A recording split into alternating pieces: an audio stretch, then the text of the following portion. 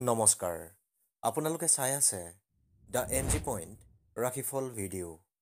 আজিৰ ভিডিঅ'ত আমি আলোচনা কৰিম 1 নৱেম্বৰৰ পৰা 15 নৱেম্বৰৰ ভিতৰৰ এই সময়ছোৱাত মিথুন ৰাশিৰ জাতক জাতিকাসকলৰ কেনে যাব, অৰ্থাৎ 1 নৱেম্বৰৰ পৰা 15 নৱেম্বৰৰ ভিতৰত মিথুন ৰাশিৰ ৰাশিফল।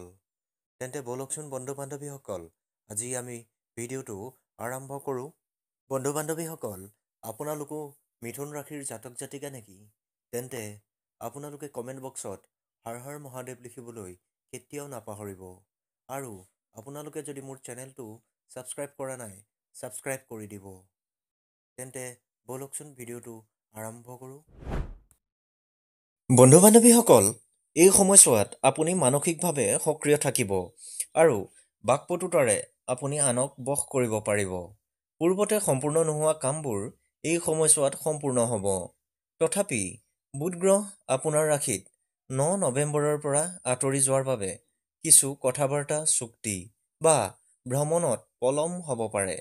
গতিকে আপুনি ধৈৰ্য ৰাখিব লাগিব আৰু আপুনি এই সময়ছোৱাত কোনো কামত বেছিকৈ খৰধৰ নকৰিব। বন্ধু বান্ধৱীসকল, কৰ্মজীৱন আৰু ব্যৱসায়ৰ দিশটোলৈ চালে মংগল 4 নৱেম্বৰত ধনু ৰাশিত প্ৰৱেশ কৰি আপোনাৰ সপ্তম গৃহত পৰিব। এই সময়ছোৱাত কৰ্মক্ষেত্ৰত সহকৰ্মীৰ লগত মতভেদ হ'ব পাৰে। আপোনাৰ কৌশলী স্থিতিত আপুনি জয়ী হ'ব। যদি আপুনি ব্যৱসায়ৰ লগত জড়িত, তেন্তে 11 নৱেম্বৰৰ পৰা বৃহস্পতিৰ প্ৰভাৱত নতুন বিনিয়োগ স্থগিত কৰা ভাল। অৰ্থাৎ 11 নৱেম্বৰৰ পৰা আপোনাৰ ৰাশিত বৃহস্পতিৰ প্ৰভাৱ পৰিব আৰু এই সময়ছোৱাত আপুনি বিনিয়োগ নকৰাই শ্ৰেয় হ'ব। অৰ্থ আৰু ধনৰ দিশটোলৈ চালে এই সময়ছোৱাত ধন প্ৰাপ্তি আৰু খৰচ দুয়োটা দেখা যাব। বৃহস্পতি আপোনাৰ দ্বিতীয় গৃহত থাকি ধন, মূল্যবোধ আৰু আত্মসন্মানৰ ক্ষেত্ৰত শুভ প্ৰভাৱ পেলাব। কিন্তু 11 নৱেম্বৰৰ পৰা ই আপোনাৰ ৰাশিৰ পৰা স্থানান্তৰিত হোৱাৰ ফলত আপোনাৰ আয় কিছু সময়ৰ বাবে স্থগিত বা পলম হ'ব পাৰে। নতুন আয়ৰ উৎস বিচাৰিলেও কিছু ধৈৰ্য ধৰিব লাগিব।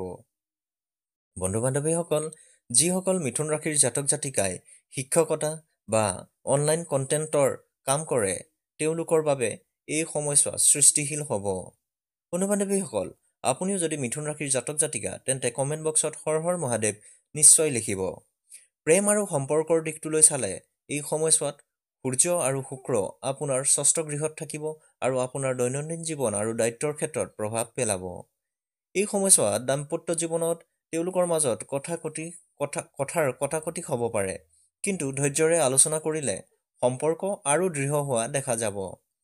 এই ৰাশিৰ বাবে 11 পৰা 13 নৱেম্বৰ সময়টো বিশেষভাৱে শুভ। নতুন বন্ধুত্ব বা প্ৰেমৰ সম্ভাৱনা দেখা যায়।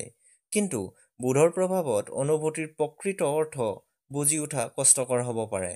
সেইবাবে যিকোনো সিদ্ধান্ত দেৰিকৈ ল'ব। বন্ধু বান্ধৱীসকল, স্বাস্থ্য আৰু মানসিক দিশটোলৈ চালে মংগলৰ গতিৰ ফলত মানসিক চাপ বা টোপনিৰ অভাৱ হ'ব পাৰে। কামৰ চাপত নিজকে বেছিকৈ নল'ব।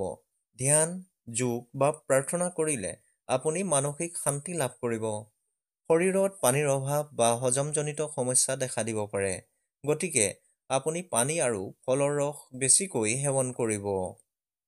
বন্ধু বান্ধৱীসকল, বিশেষভাৱে আমি এইকেইটা কথা লক্ষ্য কৰিব লাগিব।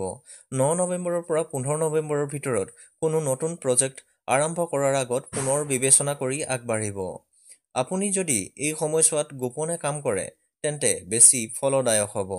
আপুনি এই সময়ছোৱাত নিজকে বেছিকৈ সময় দিয়ক।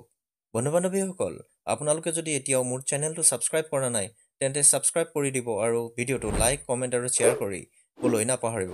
হৰ হৰ মহাদেৱ।